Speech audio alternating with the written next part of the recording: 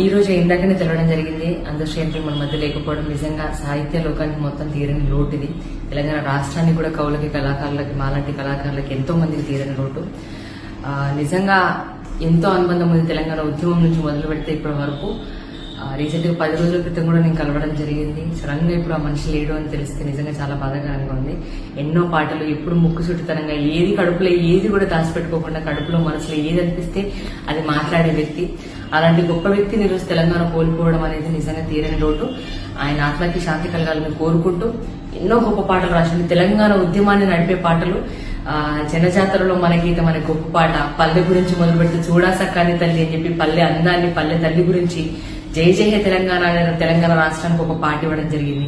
అలాగే మాయమైపోతున్నాం, ఎన్ని జనరేషన్స్ వచ్చినా కూడా మనిషి తత్వాన్ని గుర్తు చేసుకుంటూ రాసిన పాట, ఇట్లాంటి అనేక పాటలు ఉన్నాయి.